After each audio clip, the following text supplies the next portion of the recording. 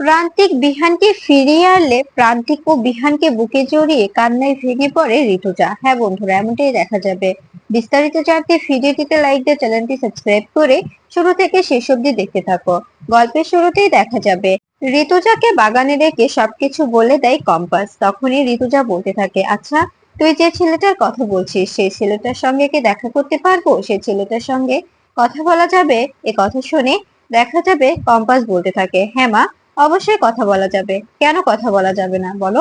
কিন্তু এখন নয়, আমি তোমাকে সময় করে কথা বলিয়ে দেব। তখনই তখনই ঋতুজা বলে ওঠে, ঠিক আছে, যেহেতু তুই বলছিস তবে তবে সময় করে দেখা করিয়ে দিস।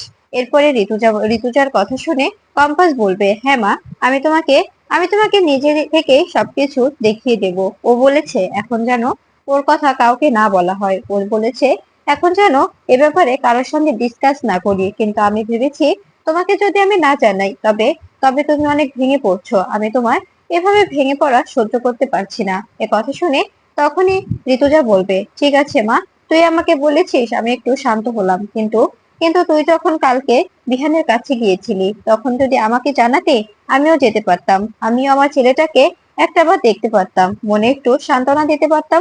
তখনই কম্পাস বলবে, না মা, তোমাকে আমি নিয়ে যাইনি, এটাই ভালো হয়েছে। কারণ কারণ তুমি এটা সহ্য করতে পারতে না। কিন্তু একটা কথা কি জানো মা, বিহান স্যারকে কোনো ক্ষতি করেনি। বিহান স্যার যেরকম ছিল ঠিক সেরকমই আছে। বিহান স্যারকে সময় মতো খাবার খাওয়াচ্ছে, সময় মতো ওনার ওনার সবকিছু টেক কেয়ার করছে। আমার মনে হচ্ছে যেটা ইচ্ছা করে করা হয়েছে। কোন রকম ওনাকে কিডন্যাপের চেষ্টা হয়নি। ওনাকে আটকে রাখা হয়েছে শুধুমাত্র আমাদের ভেঙে দেওয়ার জন্য, যাতে করে আমরা নিজেরা ভেঙে পড়ি, আমরা নিজেরা নিজেদের এমন ভাবে অসহায় মনে করি, সবকিছু থেকে নিজেদের দূরে করে নিই। তাই মা, আমাদের স্ট্রং থাকতে হবে, আমাদের ওদেরকে দেখিয়ে দিতে হবে যে আমরা আমরা ভেঙে পড়িনি, আমরা ভেঙে পড়বো না। তখনই ঋতুজা বলতে থাকে, কিন্তু মা, আমি যদি এখন এখন যদি এরকম করে সবার সামনে শান্ত স্বভাবে থাকি সবাই তো বুঝে যাবে, তাই না? তখনই কম্পাস বলবে, হ্যাঁ মা, এখন তোমাকে তোমাকে এরকম করেই ভেঙে পড়তে হবে। তা না হলে আমার মনে হয় মোহিনী ওদের সঙ্গে জুড়ে আছে। মোহিনী সবটা সবটা ওদেরকে বলে দেবে। এদিকে দেখা যায় প্রান্তিক বলবে, এক্ষুনি এক্ষুনি কম্পাসকে ফোন করতে হবে, কম্পাসকে জানাতে হবে যে আগামী 1 ঘন্টার মধ্যে আমার সঙ্গে দেখা করো। তা না হলে কোনোভাবেই হবে না। কারণ কারণ আমাদের দলের ছেলেকে মুন্নার দলে ঢুকিয়ে দিয়েছি, আর ওখান থেকে অনেক ইনফরমেশন পাওয়া গেছে। সেই অনুযায়ী কম্পাসকে নিয়ে আমাকে ওখানে পৌঁছাতে হবে। এরপরে দেখা যাবে প্রান্তিক কম্পাসকে ফোন করবে। তখনই কম্পাস বলবে, কি হয়েছে, এভাবে ফোন করছেন কেন? আপনি তো বলেছেন বাড়িতে থাকা অবস্থায় আপনার সঙ্গে কথা না বলতে। আমি তো বাড়িতেই আছি, তবে ফোন করেছেন, কিছু কি বলবেন? তখনই প্রান্তিক বলবে, হ্যাঁ হ্যাঁ, বলার জন্যই তো ফোন করেছি, না হলে কি আর ফোন করতাম বলো? তখনই কম্পাস বলবে, হ্যাঁ বলুন, কি বলবেন? না বলে এভাবে এভাবে শুধু আজে বাজে কথা বলছেন কেন? তখনই প্রান্তিক বলে, হ্যাঁ, আমি যেটা বলছি সেটা মন দিয়ে শুনুন। আপনাকে আগামী 1 ঘন্টার মধ্যে আমার সঙ্গে দেখা করতে হবে। তখনই কম্পাস বলে, হ্যাঁ, কি, কেন? কেন দেখা করতে হবে? কি হয়েছে? এভাবে এভাবে তাড়াহুড়ো করে দেখা করার কি আছে? প্রান্তিক বলে, তোমাকে তোমাকে একটা কথা বলার আছে কম্পাস, যেটা শুনলে তোমার তোমার অনেকটাই কাজে দেবে। তাই তুমি এক্ষুনি চলে এসো, তা না হলে কিন্তু বিপদ আরো বাড়বে। আমি আমি তোমাকে ফোনে কিছু বলতে পারছি না, ফোনে বলাটাও একদম সেফ হবে না। এরপরে কম্পাস বলে, আমি কিন্তু একটা কাজ করেছি। এ কথা শুনে দেখা যাবে প্রান্তিক বলবে, কি করেছো তুমি?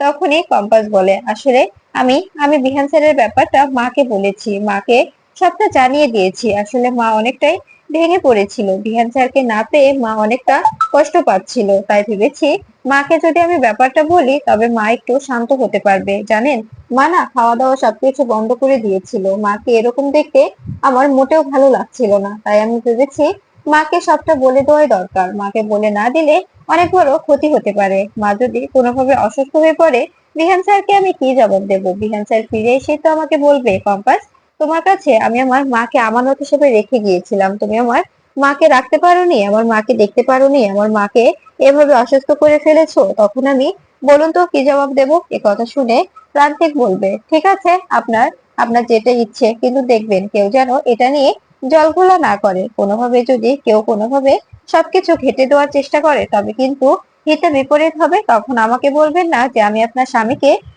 রক্ষা করতে আপনাকে সাহায্য করতে পারিনি। তখনই কম্পাস বলবে, না আমি এরকম কিছু বলবো না। আর আমার শাশুড়ি মা অত্যন্ত ভালো মানুষ, ওনাকে ওনাকে দেখলে আপনি বুঝতে পারবেন উনি অনেকটাই অনেকটাই সাধারণ মাটির মানুষ, ওনার মতো মানুষই হয় না। শাশুড়ি মারা যে এরকম হয় আমার কোনোদিনও কল্পনাতেও ছিল না। এরপরে এরপরে প্রান্তিক বলতে থাকে, এখন সময় নষ্ট করার সময় নেই, তাই তুমি এক্ষুনি বেরিয়ে পড়ো বাড়ি থেকে। এরপরে কম্পাস ফোন কেটে দিয়ে ঋতুজাকে বলতে থাকে, মা আমাকে বেরোতে হবে, তুমি চিন্তা করো না। তখনই ঋতুজা বলবে, আমাকে নিয়ে যাবি মা? আমি একটু যেতাম ওই ছেলেটার সঙ্গে দেখা করতে। তখনই কম্পাস বলবে, না মা, এখন তোমার যাওয়াটা ঠিক হবে না, এখন যাওয়াটা তোমার জন্য সেফ হবে না। আমি তোমাকে সময় বুঝে প্রান্তিকটার সঙ্গে দেখা করিয়ে দেব। ছেলেটা ছেলেটা দেখে মনে হয় ভালো, কিন্তু কিন্তু আমার কেমন যেন লাগে ওনাকে দেখে। ওনার শরীরে চিহ্নগুলো দেখে মনে হয় উনি হয়তো বা অনেকদিন থেকে গুন্ডা পান্ডা, তাই ওনার শরীরটা এমন। কিন্তু কিন্তু ওনার মুখ দেখে বিশ্বাস করার যোগ্যই মনে হয়। তখনই কম্পাসের কথা শুনে ঋতুজা বলবে, ঠিক আছে মা, সাবধানে যাস, কোনোভাবে যেন কোনো বিপদ তোকে ছুঁতে না পারে। আমার ছেলেকে প্লিজ আমার কাছে ফিরিয়ে দিস। এই বলে কম্পাসকে বের করে দেয় ঋতুজা। এরপরে কম্পাস চলে যায়। কম্পাস চলে গিয়ে রাস্তা দিয়ে হাঁটছে আর বলছে, আমি কি সত্যি লোকটাকে বিশ্বাস করে ঠিক করছি, নাকি আমার বিশ্বাসটা ভুল? এরপরে এরপরে কম্পাস সেই সেই জায়গাতে চলে আসে। সেখানে এসে সেই বারে আবার বারে প্রান্তিকের সঙ্গে দেখা করে। তখন প্রান্তিক বলতে থাকে, এখানে এখানে আমাদের এসব কথা বলাটা সেফ হবে না, কারণ এখানে মোন্নার দলের অনেকেই থাকে। এরপরে কম্পাসকে সঙ্গে নিয়ে সেখান থেকে বেরিয়ে যায় প্রান্তিক। প্রান্তিক বস্তিতে একটি একটি নির্জন জায়গায় এসে কম্পাসকে বলতে থাকে সব কথা, যে মুন্নার দলে তার ছেলেকে ঢুকিয়ে দিয়েছে, সেই ছেলেই সব খবর দিয়েছে, তাই সেই অনুযায়ী তাদেরকে তাদেরকে পৌঁছাতে হবে সেই ডেরায়। এরপরে কম্পাস বলতে থাকে, তবে কি ওইবারের মতো এবার ভুল করাটা ঠিক হবে বলুন? এবার তো আমাদের পুলিশ কিংবা কাউকে জানানো দরকার। তখনই তখনই দেখা যাবে প্রান্তিক বলতে থাকে, না কাউকে জানাতে হবে না, কোনো কোনো চিন্তা করো না। এবার আমরা দুজনে এমন প্ল্যান করে ওখানে যাব, ওরা ওরা কিছুতেই আপনাকে সরাতে পারবে না, কিছুতেই আমাদের হাত থেকে আপনার স্বামীকে ছিনিয়ে নিতে পারবে না। কিন্তু পুলিশ ডাকলে ব্যাপারটা বেশি কমপ্লিকেটেড হয়ে যাবে। ওদের হাত থেকে আপনার স্বামীকে বাঁচানোটা অনেকটাই টাফ হয়ে দাঁড়াবে। তাই বলছি, এখন এখন পাগলামো না করে এখন আমাদের আমাদের নিজেদেরই কিছু একটা করতে হবে। আমার টিমে যা ছেলে পেলে আছে তাদের দিয়ে, আর আপনার কাছে যা গ্যাজেট আছে এগুলো দিয়ে ওদেরকে কুপোকাত করা সম্ভব। এরপরে কম্পাসকে প্রান্তিক বলতে থাকে, আপনি কি আপনার তৈরি আবিষ্কারগুলো নিয়ে এসেছেন? তখনই কম্পাস বলতে থাকে, হ্যাঁ, আমার সবকিছু সবসময় আমার কাছেই থাকে, আমার ব্যাগেই থাকে, যেগুলো আমার প্রয়োজনীয় সবসময় আমি ব্যবহার করতে পারবো, সেগুলো সেগুলো সবসময় আমি নিজের কাছেই রাখি। তখনই এ কথা শুনে প্রান্তিক বলতে থাকে, হ্যাঁ, এটাই এটাই বুদ্ধিমানের কাজ। চলুন, আমাদের এবার এবার যেতে হবে, নিজেদের কাজে নিজেদের মন দিতে হবে। এরপরে দেখা যাবে কম্পাসকে সঙ্গে নিয়ে প্রান্তিক সেই ডেরার উদ্দেশ্যে বেরিয়ে পড়ে। এরপরে সেখানে গিয়ে দেখা যাবে প্রান্তিক দূর থেকে বিহানকে দেখিয়ে দিলে কম্পাস বিহানকে দেখে ভেঙে পড়ে আর বলতে থাকে, বিহান স্যারকে এভাবে ওরা রেখেছে, আমাকে যে করে হোক বিহান স্যারকে ওখান থেকে রক্ষা করতে হবে, আমাকে বিহান স্যারকে ওখান থেকে বের করে নিয়ে মায়ের কাছে দিতে হবে। তখনই প্রান্তিক বলতে থাকে, হ্যাঁ, অবশ্যই অবশ্যই পারবেন, আমি আপনাকে কথা দিচ্ছি, এখান থেকে যে করে হোক আপনার স্বামীকে আমরা বের করে নেব। আপনার স্বামীকে এখানে কিছুতেই আমরা আটকে থাকতে দেব না। আপনার স্বামীকে অবশ্যই এখান থেকে বের করে নিয়ে যাব আমরা। তখনই কম্পাস বলবে, আপনি সত্যি বলছেন তো? আপনি আপনি অবশ্যই ওখান থেকে আমার স্বামীকে বের করতে পারবেন, আমি জানি, কিন্তু কিন্তু কথা দিন কোনো রকম কোনো বেইমানি করবেন না, আমার স্বামীকে বের করে দেবেন। তখনই প্রান্তিক বলবে, হ্যাঁ, আমি আপনাকে কথা দিচ্ছি, এটুকু ভরসা করতে পারেন, এটুকু ভরসা করলে কোনো কোনো ক্ষতি হবে না। এরপরে কম্পাস কম্পাস প্রান্তিক তার টিম নিয়ে ভিতরে ঢোকার চেষ্টা করে। এরপরে দেখা যাবে সেখানে থাকা লোকগুলো বুঝতে পেরে যায় আর বলতে থাকে, বস, এখানেও চলে এসেছে প্রান্তিকের টিম, এখানে প্রান্তিক চলে এসেছে, তাই আমাদের এই ডেরাটাও যে করে হোক এখান থেকে ওনাকে বের করতে হবে। তখনই মুন্না বলতে থাকবে, তাড়াতাড়ি করে কর, পেছন দরজা দিয়ে ওনাকে বের কর। ঠিক তখনই দেখা যাবে কম্পাস একটি লাফিং গ্যাস ছুড়ে দেয়। তখনই সবাই হাসতে শুরু করে। হাসতে হাসতে নিজেদের কন্ট্রোল হারিয়ে ফেলে মুন্নার দলের সবাই। তখনই দেখা যাবে বিহান মনে মনে বলতে থাকবে, কম্পাস সত্যি অনেক অনেক দুষ্ট হয়ে গেছে। এভাবে এভাবে যে ও এসব করছে, আমিও তো এখানে বসে আছি, আমিও তো হাসতে হাসতে অস্থির হয়ে যাব নাকি? এই বলে দেখা যাবে বিহানও হাসতে শুরু করে। তখনই প্রান্তিক বলবে, কি হয়েছে, এরা এভাবে হাসছে কেন? তখনই কম্পাস বলবে, আসলে মুখটা চেপে ধরুন, না হলে আপনার অবস্থা ওদের মতোই হবে। আমি আমি লাফিং গ্যাস ছুড়ে দিয়েছি যাতে করে ওরা ওরা নিজেদের কন্ট্রোল হারিয়ে ফেলে। তখনই প্রান্তিক বলবে, সত্যি আপনি আপনি পারেনও বটে। এরপরে সবাই মিলে রোমা চাপা দেয় মুখে। এরপরে বিহানকে সেখান থেকে বের করে নিয়ে আসার চেষ্টা করে। তখনই মুন্না মুন্না সামনে দাঁড়ায় আর বলতে থাকে, প্রান্তিক, এত সহজ না এখান থেকে আমাদের শিকারকে তো বের করে নিয়ে যাওয়া। তখনই তখনই বিহান বলবে, কেন পারবো না, অবশ্যই পারবো। তুই তুই যতই চেষ্টা করিস একে আটকে রাখতে পারবি না। তুই অনেক অন্যায় করিস, আমি তোকে বাধা দিই না, কিন্তু একটা সংসার, একটা মেয়ের ভবিষ্যৎ অন্ধকার করবি, এটা তো হতে দিতে পারি না, তাই না? মেয়েটা ওকে অনেক ভালোবাসে, আর ওর মা অনেকটাই অসুস্থ হয়ে পড়েছে ওর কারণে। আমি চাই না যে কোনো সন্তান তার মায়ের জন্য এতটা কষ্ট পাক, আর তার মা তার সন্তানের জন্য এতটা কষ্ট পাক। কারণ আমি ছোট থেকে মা ছাড়া বড় হয়েছি, জানি না আমার মাকে কোথা থেকে এসেছি আমি, কিন্তু কিন্তু এটা জানি যে আমি কারোর কোনো ক্ষতি হতে দেব না।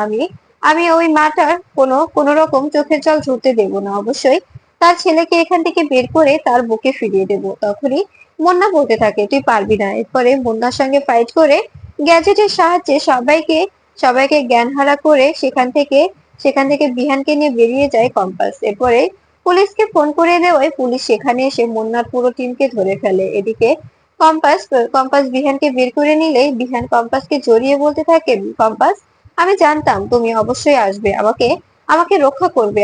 আমি একদম নিশ্চিত ছিলাম। তখনই দেখা যাবে বিহান বলতে থাকে, এটাকে। তখনই কম্পাস বলে, ওটা প্রান্তিক দা। ও যদি সাহায্য না করতো আজকে আপনাকে আমি কিছুতেই এখান থেকে বের করতে পারতাম না। তখনই বিহান প্রান্তিকের কাছে হাত জোড় করে কৃতজ্ঞতা প্রকাশ করে আর বলতে থাকে, থ্যাংক ইউ, প্লিজ আমাদের বাড়িতে চলুন। তখনই কম্পাস বলতে থাকে, আসলে প্রান্তিক দা, আপনাকে আমার শাশুড়ি মা, মানে আমার মা আপনাকে দেখতে চেয়েছেন, অনেক করে বলেছেন, উনি আসতে চেয়েছিলেন, কিন্তু আমি নিয়ে আসিনি। প্লিজ আপনি যাবেন। তখনই প্রান্তিকের বন্ধু বলতে থাকবে, প্রান্তিক, যা না, মেয়েটা যেভাবে এত করে বলছে, তোর তো মা নেই, উনি তো তোর মায়েরই মতো, তাই না? উনি তোর কাছে একটা আবদার করেছে, প্লিজ গিয়ে ওনার সঙ্গে দেখা করে আয়।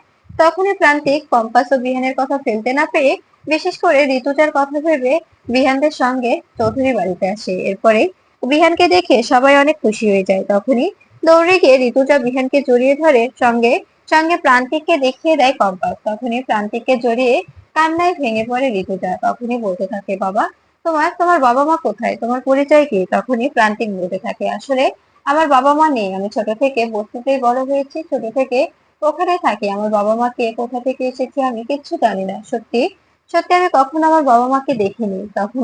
তখনই দেখা যাবে ঋতুজা কম্পাসের বলা সেই অনুযায়ী প্রান্তিকের হাতটা দেখতে থাকে। প্রান্তিকের হাতে কাটা চিহ্নটা দেখে অবাক হয়ে যায় ঋতুজা। তখনই অখিলেশ বলতে থাকে, ঋতুজা, এসব কি দেখছি আমি? তখনই ঋতুজা বলতে থাকে, আমি তো সেটাই ভাবছি অখিলেশ, তুমি বুঝতে পারছো কিছু? তখনই কম্পাস বলবে, মা, আমি তোমাদের কথা কিচ্ছু বুঝতে পারছি না, কি বলতে চাইছো তোমরা? আসলে এটার মানে কি? তখনই ঋতুজা বলবে, আসলে সত্য বলতে প্রান্তিক আমাদের ছোটবেলায় সে হারিয়ে যাওয়া সন্তান। তোদের তোদের বলেছিলাম না যে আশ্রমে আমার যাওয়ার কারণটা কি? তখন এই কথা শুনে অবাক হয়ে যায় প্রান্তিক বলতে থাকে, কি বলছেন এসব আপনি? আপনি আমার হারিয়ে যাওয়া মা মানে? তখনই ঋতুজা বলবে, হ্যাঁ বাবা, ছোটবেলায় আমরা সবাই মিলে দার্জিলিং ঘুরতে গিয়েছিলাম। সেখান থেকে তুমি আমাদের কাছ থেকে দূরে সরে যাও, তোমাকে আর কখনো আমরা ফিরে পাই না। তারপর থেকে আমি প্রত্যেক বছর তোমার জন্মদিনে গিয়ে আমি ওই অনাথ আশ্রমে বাচ্চাদের সঙ্গে থেকে আসি, বাচ্চাদের সঙ্গে সারাটা দিন কাটাই, কিন্তু অনেক খুঁজেছি, আমি তোমাকে খুঁজে পাইনি, এভাবে যে খুঁজে পাবো কখনো ভাবতে পারিনি। তখন প্রান্তিক বলবে, তবে তবে কি করে বুঝলেন আমি আপনাদের হারিয়ে যাওয়া সন্তান? তখনই ঋতুজা বলবে, এই যে তোমার কাটা চিহ্ন, এটা তোমাদের ছোটবেলা থাকতে তুমি ও বিহান দুজনে খেলতে খেলতে একসময় গিয়ে তুমি পড়ে গিয়ে তোমার হাতটা কেটে গিয়েছিল। অখিলেশ, তোমার কিছু মনে পড়ছে? তখনই অখিলেশ বলতে থাকে, হ্যাঁ, আমার সবকিছু মনে পড়ছে ঋতুজা। এত বছর পরে যে আমরা এভাবে ওকে ফিরে পাবো কখনো কখনো ভাবতে পারিনি। তখনই কম্পাস বলতে থাকে, মা, তুমি এসব কি বলছো, ভেবে বলছো তো? তখনই ঋতুজা বলতে থাকে, হ্যাঁ, আমি একদম ভেবে বলছি। ওই ওই আমার ছেলে, ও আমার আরেক ছেলে রেহান। এই কথা শুনে অবাক হয়ে যায় বিহান বলতে থাকে, মা, তবে কি প্রান্তিক আমার ভাই? তখনই ঋতুজা বলতে থাকে, হ্যাঁ, তোর ভাই। তোরা তোরা তিন ভাই ছিলি।